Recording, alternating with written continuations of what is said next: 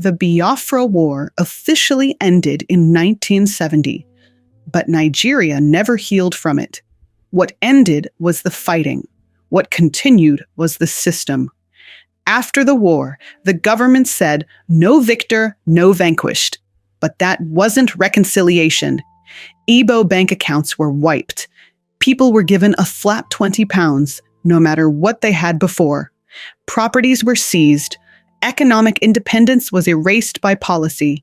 That wasn't a mistake. That was design.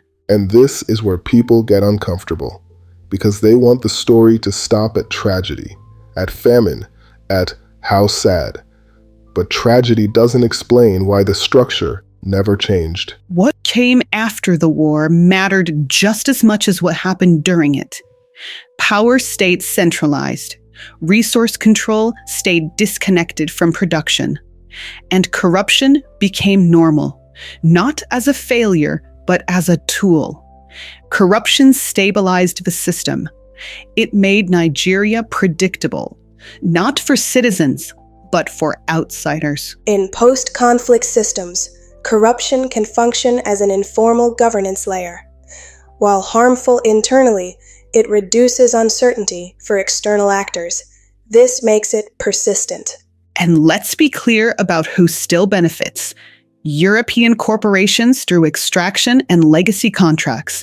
American interests through energy security and geopolitical alignment.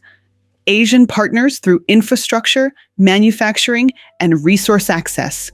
None of this requires a healed country. It only requires continuity. Silence keeps contracts clean. Exactly. That's why silence became policy. Nigeria never held a full reckoning. There was no proportional restoration, no national truth process. So instead, dissent became dangerous. Fear replaced dialogue. In unresolved post-conflict states, deterrence often replaces reconciliation. Legal enforcement becomes a method of risk containment. Which is why modern crackdowns tied to separatist speech aren't random. They're signals. Signals that say the question of division is closed, reopening it will be costly, and fear is an acceptable tool of governance. This isn't about one person. It's about maintaining a boundary drawn in 1970. And here's the paradox.